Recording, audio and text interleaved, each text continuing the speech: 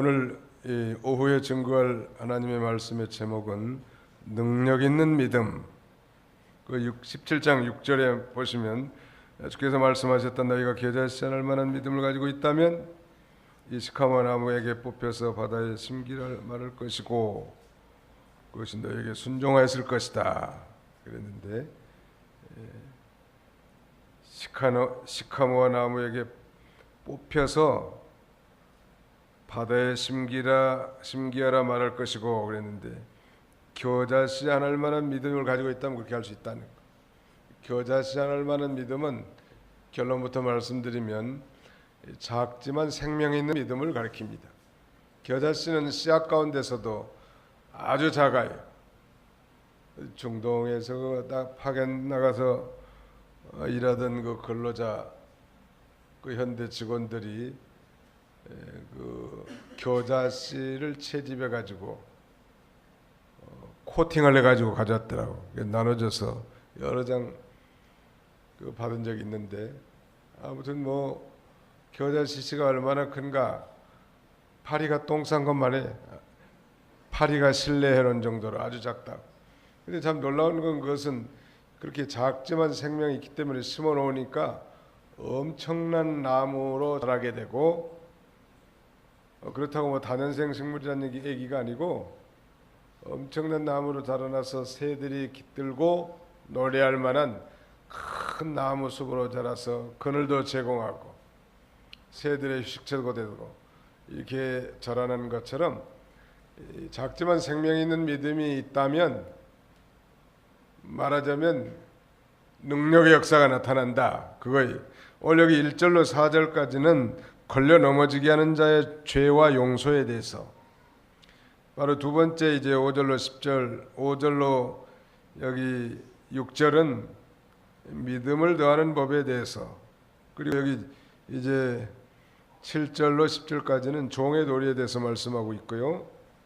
마지막 11절로 19절까지는 10명의 나병 환자를 고치심, 그 중에 하나가 예수님께 돌아와서 감사했다고 했는데, 먼저 제목은 능력 있는 믿음이지만 첫 번째 대지의 내용은 걸려 넘어지게 하는 죄와 용서, 걸려 넘어지게 한다. 옛날 성경에는 실족해 한다, 그런 말인데요.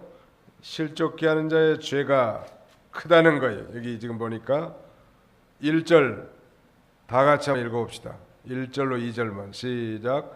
예수께서 자신의 제자들에게 말씀하셨다. 걸려 넘어지게 하는 일들이 없을 수는 없으나 걸려 넘어지게 하는 자에게는 화가 있다. 이 작은 자들 가운데 하나를 걸려 넘어지게 하는 것보다 차라리 자기 목에 연자명화 맷돌을 메고 바닷속에 빠지는 것이 그에게 나을 것이다. 여기 작은 자라고 하는 건 옛날 성경에는 이 소자 중에 하나라고 표현해 놨는데요. 주님을 따르는 무리 가운데 믿음이 약한 사람, 이런 한 사람이라도 걸려 넘어지게 하지 말라는 거예요. 믿음이 연약하니까 아무래도 잘 넘어지죠. 누가 말만 한마디 해도 믿음이 연약하니까 시험 들어버려. 그리고 교회 안 나올 수도 있고. 그런데 그런 죄가 크다는 거예요.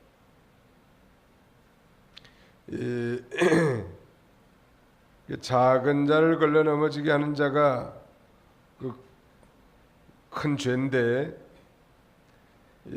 걸려 넘어지게 한다는 말, 즉 실족해 하는 것의 언어적 의미는 범죄케 하는 일들, 그런 의미가 있거든요. 이거 믿음이 연약한 신자들을 꼬여가지고 죄짓게 만드는 것이 하나님 앞에는 큰 죄다, 그런 말이에요. 믿음이 연약한 자를 유혹하든지, 아니면은 뭐 시험에 들게 한다든지, 아니면 핍박해서 넘어뜨리는 거 큰 죄. 마치 이건 연자방아 맷돌을 목에다 메고 바다에 빠뜨리는 것이 차라리 낫다, 이 말은 그 형제를 실족시키는 죄가 크고 하나님 앞에 이 받을 벌이 크다, 그런 의미. 여러분, 연자 맷돌을 목에 메고 바다에 빠뜨리면 살아나올 가망성이 있을까요? 없을까요? 없단 말이에요. 그렇게 큰 심판이 있는 줄 알고 형제를 실족시키지 말고 그 다음에는 진정으로 사랑으로 대하란 말.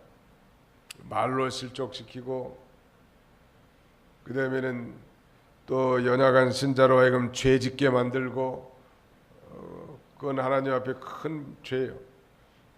내가 하나님의 말씀을 어기고 죄 짓는 것도 하나님 앞에 책망받을 만한 일인데 나로 하여금 다른 사람이 죄 짓게 만들어서는 결코 안 될 것을, 즉 하나님의 심판을 받을 것을 말씀하고 있는 것입니다. 그 다음에는 3절 너희는 스스로 조심하여라. 내 형제가 죄를 지면 그를 꾸짖고 그가 회개하면 그를 용서하여라. 그가 내게 하루에 7번 죄를 짓고 7번 내게 돌아와 내가 회개한다라고 말하면 그를 용서해야 한다 그랬는데요. 여기서는 아무튼 형제 죄를 용서하라는 거예요. 첫 번째는 이 작은 자를 걸러 넘어지게 하지 말라. 믿음 좋은 사람이 아니라 예수를 믿기는 믿지만 아직 연약한 신자인데 그 걸러 넘어지게 하는 것은 하나님의 생명체고 예수 그리스도의 지체인데 그가 연약해서 죄를 짓게 만드는 그 벌이 얼마나 크겠냐는 말. 또 형제의 죄를 용서하라는 거.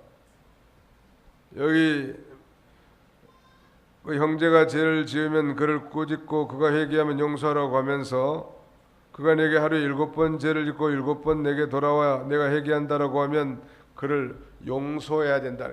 그러니까 실제로 마음속에서는 회개할 마음이 없는데도 입술로 회개한다고 하면 용서하라는 거예요? 하지 말라는 거예요? 뭔 소리예요? 그러니까 형제가 죄를 짓고 회개한다고 하면 용서해 줘야 돼요? 안 해줘야 돼요? 몇 번이나 용서해 줘야 돼요?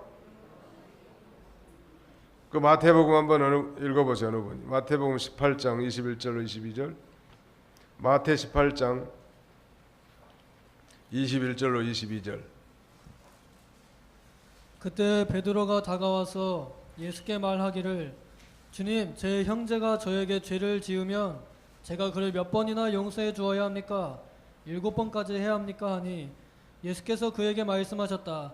내가 너에게 말한다. 7번까지가 아니라 70번씩 7번까지 해주어라. 예, 70번씩 7번까지 해줘라. 예수님 말씀인데요. 형제가 내게 죄를 지었단 말이에요. 몇 번이나 용서해 줘야 돼요? 70번씩 7번까지 해주라. 칠수는 이 만수요. 그러니까 이건 77은 49, 490번만 용서해 주라는 말이 아니고 끝없이 용서해 줘라. 우리 기독교는 용서의 종교예요. 용서의 종교. 그 초창기에 중국이 개방돼 가지고 90년대 중반에 동국 삼성 가운데 연길에 가서 성경 여러 번 가르친 적이 있는데 이름은 잊어버렸지만 거기에 참여하는 그 지도자들 학습하는 가운데 어떤 여자가 예쁜 여자가 왔어. 홍콩 여배우가 생긴 애가. 손톱은 뭐 한 3cm 이상 길더라고 손톱. 그 양반이 뭐라고 그래서 앞으로 이 믿는 일 잘하려면 손톱부터 깎고 오라고. 그러니까 그 아까운 손톱을 깎고 왔더라고. 그 다음날 이 양반 좀 소망이 있구나. 손톱이 한 3cm 길다니까 이만큼. 여기 말이 3cm지 꼬부라져 가지고 3cm니까 늘어놓으면 더 길어. 손톱이 미인들은 손톱을 기는 모양이에요. 근데 그 여자분이 누구냐면 공산당 서기장 딸이래요. 그래서 공산당 서기장 딸이 성경 배우러 왔더라니까. 그러면서 어디에 오게 됐냐고 그러니까 아니 성경에 원수를 내 몸과 같이 사랑하라는 말이 있더라고. 그러면서 나는 이 머리 털라고 처음 들어본 얘기를 원수를 사랑하는 거. 어떻게 원수를 다 사랑할 수 있냐고 그런 질문을 하더라. 예수 믿는 사람이라도 형제들 잘 용서하고 아는 사람들 많아요. 여기는 뭐 그런 분들 안 계실지 모르지만 그런 사람들 많다. 예수 믿는 사람들인데 형제들끼리 얼굴도 안 보고 교회 와서도요 말도 안 해. 팍 돌아가 버려요. 그냥 얼굴 마주치면. 그건 잘못된 거예요. 예수님은 나 같은 죄인을 용서해 줬는데 내게 형제가 지은 죄에 대해서 용서 못 해주고 한단 말이에요. 다른 성경에는 예수님이 우리의 죄를 용서해 준 것은 1만 달란트를 탕감해 준 거고, 형제가 내게 지은 죄를 탕감한 건 그건 100데나리온이라는, 퍼센테이지로 따지면 그건, 비율로 따지면 16만 분의 1이요. 그러니까 우리가 용서를 통해서 하나님의 이 사랑을 받은 것은 그건 1만 달란트는 가치가 있는 거예요. 그 내가 형제를 용서해 준 건 100데나리온이에요. 이거 엄청난 걸 많이 받은 사람은 그까짓 거 뭐 인심 못 쓰겠어요? 저는 그걸 종종 돈으로 예를 듭니다. 왜냐하면 다른 거를 예를 들면 잘 이해를 못 하는데 돈에 대해서는 관심이 많기 때문에, 예를 들어 하나님께서 우리에게 이 100억을 줬어요. 100억이 너무 적으면 한 1000억을 줬어요. 1000억을 줬다고. 요새 1000억을 은행에다 넣어놓으면 한 달 이자가 얼마나 돼요? 목사님, 저는 1000억 만져본 적도 없기 때문에 계산이 안 됩니다. 1억을 요새 통장에 넣으면 얼마예요? 한 20만 원 되나요? 15만 원? 20만 원? 1억도 없어. 15만 원 합시다 그냥. 10억이면 그러면 150만 원. 100억이면 1,500만 원. 1000억이면 이자만 1억 5천이라는. 그래도 공짜로 1000억을 딱 주면서, 애야 너 가난한 사람을 보고들랑 1000원짜리 한 장씩 구제하거라. 할 수 있겠어요? 없겠어요? 1000억을 공짜로 받았는데 단돈 1000원을 빼주지 못하냐. 이런 사람들 죽여야 돼. 웃을 일이 아니고, 우리가 바로 예수 그리스도를 통한 사죄의 은총과 구원의 축복은 1000억만 되겠냔 말이에요. 그 용서해 준 게 말이죠. 무량대수지. 하물며 내게 잘못한 형제를 왜 용서 못 해주냔 말이에요. 왜 고집 피우고 말도 안 하고 얼굴 팽 돌리고 그럴 수 있겠습니까? 그래서는 안 되는 거예요. 만약 그 용서를 못 한다면 아마 이 예수 그리스도를 통한 구원의 확신이 없기 때문에 그런 거예요. 정말 예수 믿고 죄 사함 받아서 하나님의 자녀가 됐고 하나님의 그 위대한 사랑을 체험한 자라면 불가능한 게 없어. 아무리 내게 잘못한 사람이라도 끊임없이 용서해 줄 수 있다 없다? 있다. 끊임없이 용서해 줄 수 있는 거예요. 누가 여러분들 용서 잘 안 해주면 이렇게 생각하세요. 아하, 저 인간은 하나님의 은혜를 아직 체험하지 못한 자구나. 그렇게 생각하고, 주여 불쌍히 여겨 주시옵소서. 저분이 하나님의 은혜를 아직 알지 못하나이다. 그렇게 나가면 돼. 뭐 억울하다 그럴 수가 있느냐. 사람이 바늘로 이마에 쑤시면 피 한 방울 안 나올 인간이다. 저런 게 무슨 예수 믿는 사람이냐. 그렇게 생각할 필요 없다. 형제가 죄를 지으면 몇 번이나 용서해 줘야 돼요? 끊임없이 용서해 주라는 거예요. 그 용서가 잘 안 되면 어떻게 하면 될까요? 기도하면 돼. 하나님, 저 인간을 용서하라고 배웠지만 저 인간만 보면 용서심이 확 달아나 버립니다. 이렇게 제가 못난 놈이오니 불쌍히 여겨주시고 저 인간을 진정으로 사랑하게 해주옵소서. 그렇게 하면 하나님이 용서하는 마음을 주는 거예요. 전에도 말씀드렸습니다만 손양원 목사님은 자기 두 아들을 죽인 원수를 용서하고 자기 양아들로 삼고 신학교까지 보냈다는 거 아니에요? 그래서 무슨 뭐 사랑의 온자탄이다 이런 별명을 얻었다고 하는데, 어떻게 자기 두 아들을 죽인 그 원수를 자기의 양아들로 삼고 나갈 수 있었을까요? 손양원 목사님은 첫째 예수 그리스도를 통한 죄 용서를 확신했던 분이, 그 하나님의 사랑을 확실히 체험한 자고, 둘째 자기는 용서할 마음이 별로 없지만 성경 말씀에 내 원수를 내 몸과 같이 사랑하라고 하는 주님의 명령이 있기 때문에 그걸 순종하려고 했고, 순종하려고 하니까 순종할 마음을 하나님이 주신 거예요. 이 믿음으로 행하는 거죠. 여러분 마음을 좀 넓히세요. 마음을 넓혀서, 다 사람들은요 장점도 있고 단점도 있고 있는 거예요. 다 못된 사람 없어요. 그 죄에 대해서는 우리가 동조해서는 안 되지만 아무튼 좋은 점이 다 있으니까 칭찬할 수 있단 말이에요. 형제를 몇 번이나 용서해 줘야 돼요? 아무튼 끊임없이 해달라는 거예요.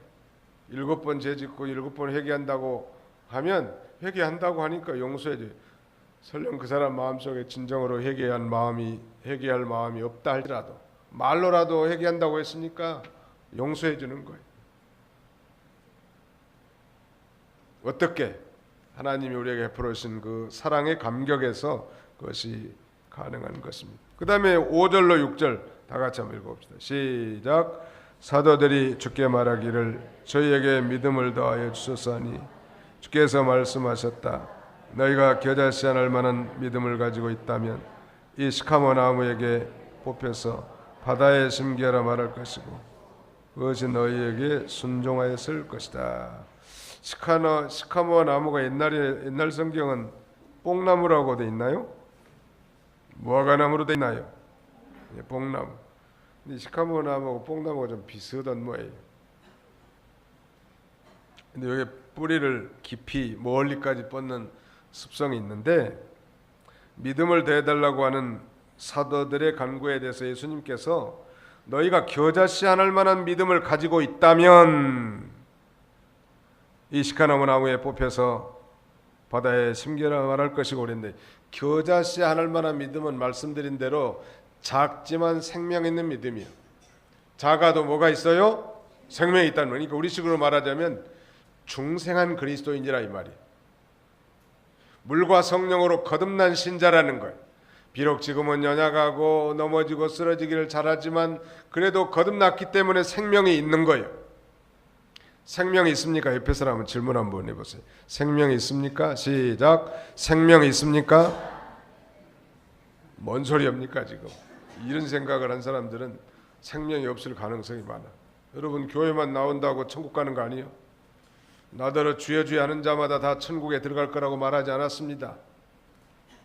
물과 성령으로 거듭나지 않고는 하나님 나라에 들어갈 자도 없고 또 하나님 나라에 대해서 참여하지 못하는 거예요. 그러니까 이 작지만 생명 있는 믿음이 있다면, 즉 거듭난 신자라면, 중생한 신자라면 언젠가는 소망이 있다. 살아있으니까 싹이 날 거 아니에요. 살아있으니까. 살아있는 건 이 씨앗이 오래됐어도 고대 이집트 시대의 피라미드 안에서 무슨 씨앗 하나를 발견했는데 요걸 심었더니 싹이 나더라는 거예요. 그러면 지금부터 뭐 5,000년 전 오랜 롱타임 시간이 지난 건데, 그런데 어떻게 거기서 발견한 씨앗을 심었는데 싹이 나냐는 거예요. 왜 싹이 나겠어요? 생명이 있으니까. 그러니까 이 생명을 갖는 게 중요하겠죠. 거듭나는 게 중요해요. 제가 질문할 테니까 양심적으로 한번 대답해 보세요. 여러분은 진정으로 거듭나셨습니까? 거기에 대해서 자신이 없는 사람은 불쌍한 사람이에요.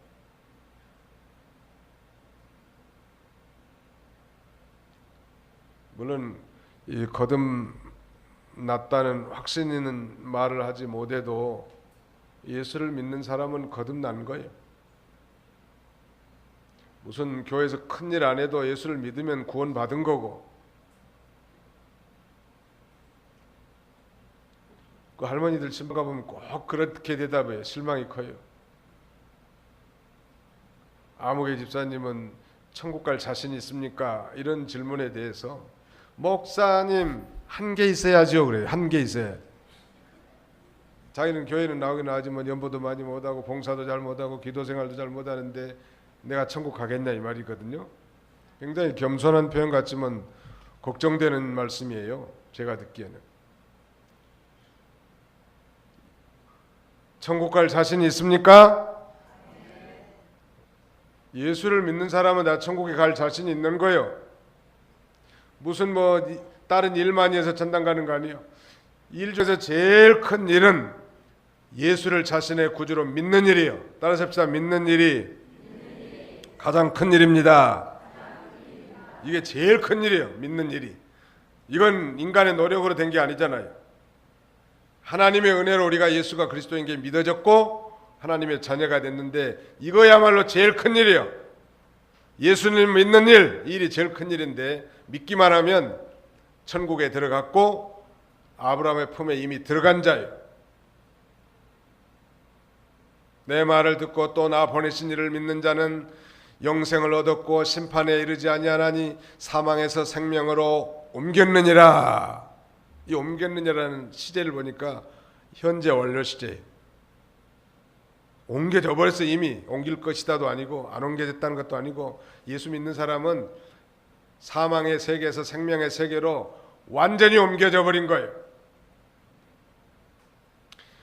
그래서 이 생명 있는, 작지만 생명 있는 믿음이 있다면 우리 속에 있는 부패성, 마치 뽕나무, 시카모아 나무의 뿌리가 깊이 박혀 있는 것처럼 우리 속에 깊이 박혀 있는 고질적인 습관, 담배 피는 거, 술 마시는 거, 노름하는 거, 게임하는 거, 마약하는 거,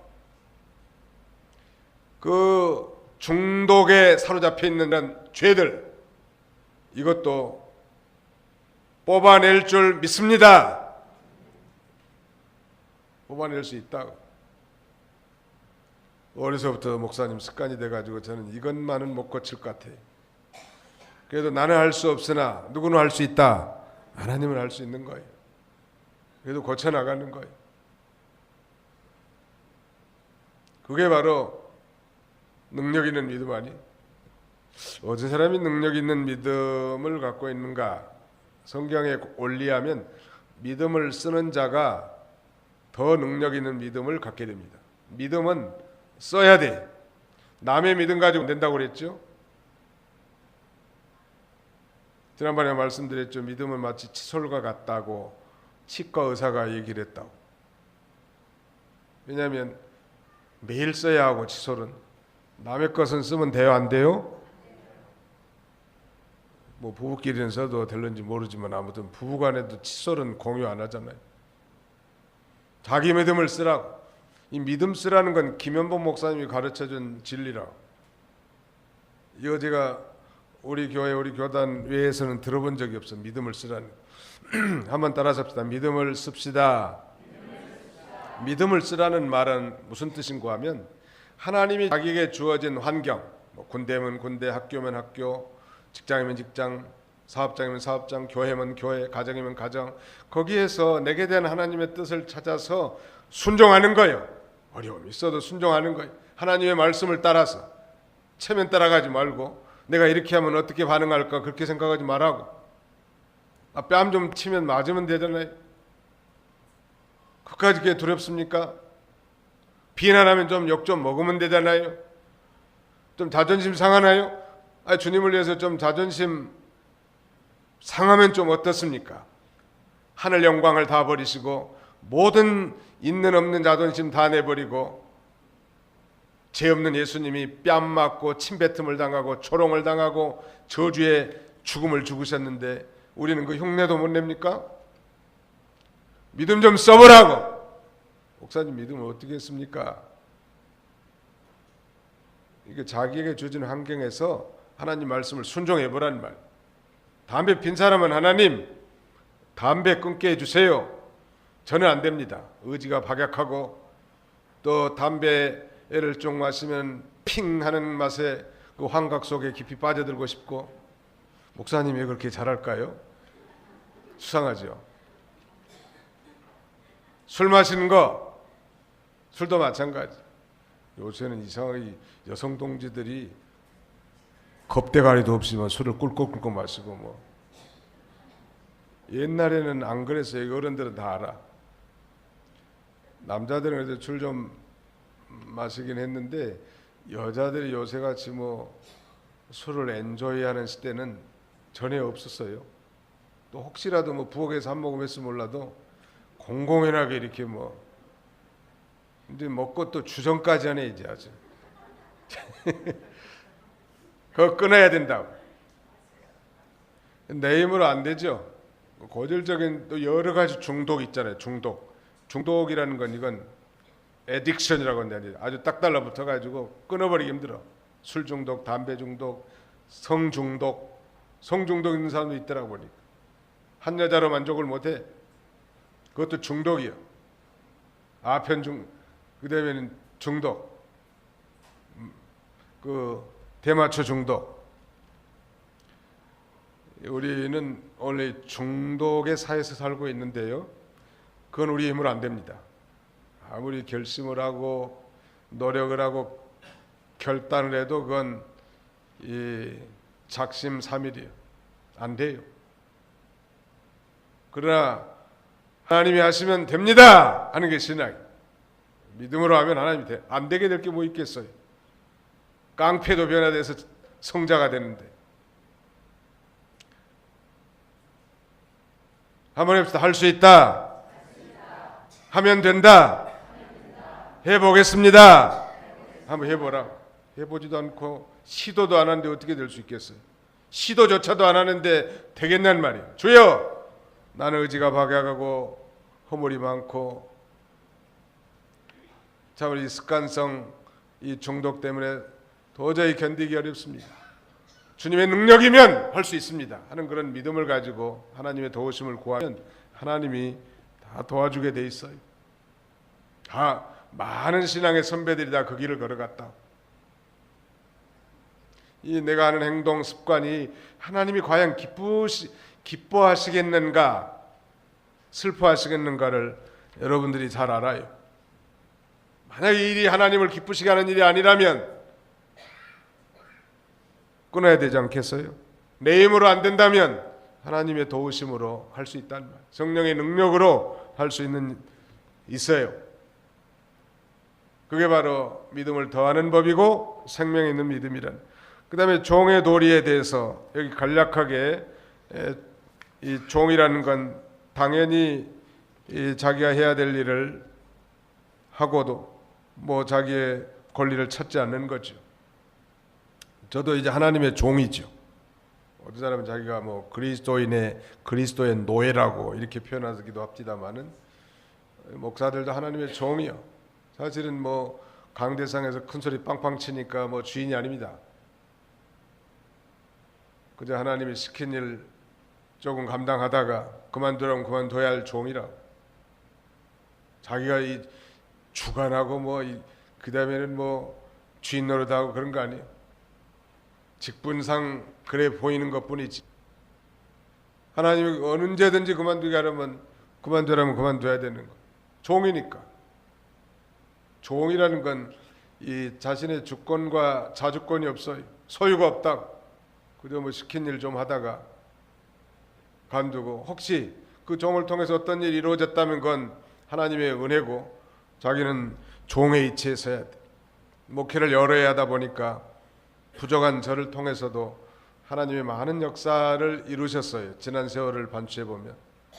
그러나 분명한 한 가지는 하나님이 하신 거고 저는 그저 뭐 심부름 좀 한 건데 하나님이 하시더라는. 하나님이 영광 받아야 되는 거 아니에요? 자기가 한 것처럼 뭐 자기 왕국을 꾸며놓고 뭐 군림하고 명령하고 그런 건 벌써 종의 자리를 떠나는 거예요. 우리 모두는 다 청직이라고 전 시간에 배우지 않았습니까?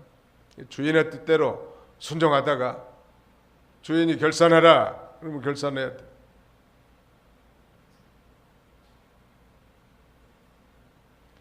그러니까 뭐 내세울 게 없다네. 그 다음에 마지막 한 가지는 11절로 이제 19절까지의 내용은 10명의 나병 자 문둥병자를 고쳐준 사건인데 우리도 이거 여러 번 들어서 다 아실 거예요.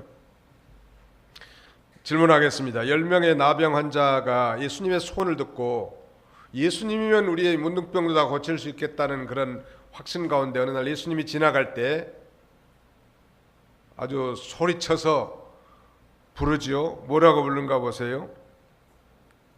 12절 예수께서 어떤 마을에 들어가시다가 나병 환자 10명을 만나셨다. 그들이 멀찍이 서서 소리를 높여 말하기를 예수 선생님 우리를 긍휼히 여기소서 하니 예수 선생님 우리를 긍휼히 여기소서 Have mercy on us 우리에게 자비를 베푸소서. 우리는 아무런 주님을 향한 노력이나 능력이나 공로도 없지만은 다만 우리를 불쌍히 여겨 달라는 거요. 여러분 문둥병자들은 가족들하고 같이 살지도 못하고 이 한 동네에서 격리돼 가지고 한적한 곳에서 문둥병자들과 함께 격리된 사회적으로 가족적으로 격리된 삶을 사는 슬픈 인생들이요. 문둥병은 그런 얘기 하더라. 문둥병은 알고 3년 모르고 3년 그러다가 썩어 문드러져 죽는데 처음에는 이 문둥병 부위가 아주 예쁘대. 피부가 보통 다른 피부보다. 그러다가 이게 좀 지나다면 썩어가지고 움푹 들어가고 더 심하면 이제 손가락 마디 콧잔 등 이렇게 다 뚝뚝 떨어져 나가는 아주 무서운 병이죠. 불치의 병의 상징인데요. 이 문둥병을 예수님이 긍휼히 여기셔서 10명을 다 고쳐준 거예요. 근데 그 10명 가운데 예수님 앞에 돌아와서 감사한 인간은 몇 명이에요? 1명. 몇 분의 몇이에요? 10분의 1. 10분의 1이 중요한 것 같아요. 새벽 기도하신 분들도 10분의 1이요. 보통 보면. 그 감사하는 인생이 되라. 이게 오늘 본문의 메시지예요. 여기 11절로 19절. 근데 왜 감사하지 못할까? 저는 그 감사하지 못하는 공식 2가지를 세워놨는데 첫째는 하나님의 주권을 믿지 못하는 것이고 두 번째는 자신의 근본을 깨닫지 못하기 때문이에요. 여러분 성경의 문둥병은 죄를 상징합니다. 죄의 특성과 문둥병의 특성은 너무 유사해요. 죄를 지으면 쾌락과 행복이 보장된 것처럼 우리를 요구하지만 그러나 그 죄의 결과는 쓴맛이고 사망이란 말. 오늘 우리는 바로 그 문둥병과 같은 죄 가운데서 예수 그리스도로 말미암아 깨끗함을 입은 인생들이요. 그 죄로 말미암아 영원한 지옥 형벌에 떨어질 비참한 인생들이었는데 바로 예수 그리스도로 말미암아 문둥병과 같은 죄를 용서받았으니 우리가 정말 날마다 감사하고 기뻐하고 하나님께 영광 돌리는 삶을 사는 것은 마땅한데 왜 감사가 없냐는 말이에요. 그게 문제 아니에요? 그래서 이 하나님의 주권을 믿는 것, 욥이 아주 대표적인 인물이죠. 욥은 욥기 1장 20절 이하에 그렇게 고백합니다. 내가 못해서 적신으로 나와 싸운즉 적신으로 돌아갈지라. 주신 자도 여호와시오 취하신 자도 여호와시오니 여호와께서 찬송을 받을지로다. 주신 자도 여호와시오 취하신 자도 여호와시니 이건 하나님의 주권을 믿는다는 거예요. 그 다음에 내가 못해서 적신으로 나와 싸우니 적신으로 돌아갈지라. 이건 자신의 근본을 아는 거예요. 욥은 자신의 근본이 붉은 몸뚱아리, 맨몸으로 왔다는 거예요. 저는 교인들에게 그렇게 가르쳐요. 우리 인생은 3가지 덩어리로 되었느니라. 첫 번째는 죄덩어리고, 첫 번째는 흙덩어리예요. 흙으로 만들어졌습니다.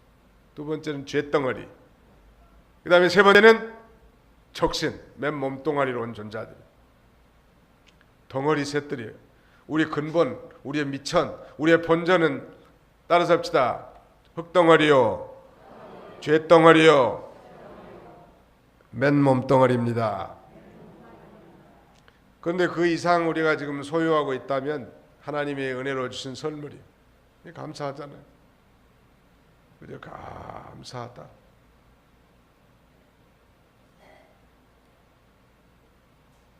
작은 것에도 감사할 수 있겠죠. 남편을 먼저 잃었다. 자기가 나올 때 남편 데리고 나왔나? 혼자 나왔지. 자식이 앞서갔다. 그럼 내가 주관할 수 있는 일이 하나님의 주권에 속한 일이지. 아무것도 할 수 없는 인생들이요. 그런데 이런 죄 많은 인생들을 예수 그리스도를 통해서 십자가에서 대속의 죽음을 죽으심으로 저를 믿는 자의 모든 죄를 과거 현재 미래의 모든 죄까지 다 용서해 주시고 하나님의 백성으로 영광의 그 기업을 상속할 상속자로 영화롭게 할 하나님의 백성으로 삼아 주셨으니 우리가 날마다 감사하고 날마다 찬송해도 유의 부족할 인생들인데 감사를 못한다는 건 그건 배은망덕한 일이에요. 한번 더 합시다. 하나님 아버지 감사합니다. 네, 감사합니다. 그게 우리의 기도의 첫 번째 제목이어야 될 것 같아요. 맨 먼저 감사합니다. 옛날 전당 가진 거 이용규 목사님이 종종 그런 말씀 하시던데, 이북의 어떤 할머니가 기도하는데 기도할 때마다 감사하다고 기도한대. 거저거저 감사합니다. 이북 사람들이 거저거저 감사. 한번 따라서 해봅시다. 거저거저 감사합니다. 아무데 감사. 우리식으로 말하면 범사에 감사한다네. 거저거저 감사합니다. 감사할 것밖에 없다는 거예요. 감사를 가르쳐 주는 거. 감사라고 하는 thank는 think 생각하다는 말 어원에서 나온 것인데, 그걸 추적해 보면 인간은 생각해야 감사가 나온다. 이 감사라는 건 느낄 감자에 살해할 사자예요. 그게 정말로 하나님이 내게 베풀으신 그 은혜를 느껴야 감사가 나오는데 느낄 시간이 없어. 세상이 너무 바쁘고 지 맘대로 살다 보니까 느낄 감동받을 시간이 없다 보니까 감사가 안 나오는데요. 교회 나오셔서도 성도님들과 교제하는 것도 좋지만 조용히 한번 혼자 느껴보세요. 하나님이 내게 베풀으신 모든 일반 은총, 특별 은총에 대해서 그리고 그 감사하는 마음이 들어가지고 이제 그 마음으로 우리가 예배드리면 얼마나 좋겠냐는 말. 아무 마음도 없고 생각할 틈이 없어. 초상집에 가는 것이 잔치집에 가는 것보다 유익하다고 했는데 이것은 모든 사람들이 가는 일반의 일이기 때문에 그런 거예요. 근데 요새는 초상집에서도 생각할 시간이 없어. 저녁에 가보면 무수하게 피어오르는 담배 연기, 술 마시면서 떠드는 연기, 소리, 한쪽에서는 고스톱 치는 거예요. 아니 사람이 죽어가지고 지금 나도 이렇게 고인과 같이 세상 뜰 거고 인생의 결국이 무엇인지도 한번 진지하게 생각할 이 순간에 술 마시고 담배 피고 화투 치는 게 그것이 친구를 위한 것이고 가족을 위한 거냐는 말. 너무 무례한 거예요. 생각할 틈이 없으니 감사가 존재할 수 없고 생각 없이 사는 존재다 보니까 인생의 목적도 깨닫지 못한 채 왜 사는지 모르겠다고. 그래서 자살한 사람도 있고 마강술한 사람이 자살해 죽었다니. 나이는 70이 아직 안 된 것 같은데. 그 양반이 그 연세대학교 교수 아니었습니까? 근데 이상한 책 제목이 아주 선정적인 책들을 많이 썼어요. 저는 읽어보지는 않았지만 아무튼 제목 자체가 별로 마음에 안 들어. 아니 어떻게 기독교 대학에서 말이죠, 최고 학문을 가르치는 대학 교수님이 좀 많은 사람들에게 좋은 영향을 끼칠 수 있는 책을 썼더라면 참 존경을 많이 받을 텐데 왜 사회에 지탄을 받고 교수직에서 잘리고 나중에는 우울증 걸려가지고 자살해 죽냐는 말이에요. 그 문인들이 한 사람도 조문 안 왔대요.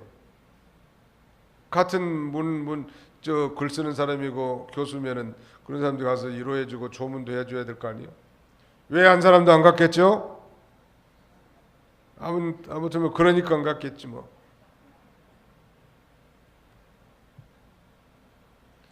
아무튼 생각하는 사람이 감사할 수 있습니다. 따라서 합시다. 생각하는 사람이 감사할 수 있습니다. 진정으로 느낀 자가 감사할 수 있습니다. 참으로 깨달은 자가 하나님의 은혜에 대해서 감사할 수 있습니다. 네, 그거예요. 성령님께서 그렇게 깨닫게 해주시기도 하고 감동을 주시기도 하고 생각나게도 하셔서 우리가 연약한 그런 가운데서 그 은혜의 부흥해 가지고 새롭게 살게 하신다는, 오늘 이 10명의 문둥이 가운데 감사한 한 문둥이처럼 여러분의 일생에 평생 감사하는 성도님들이 다 되시기를 주님의 이름으로 축원합니다.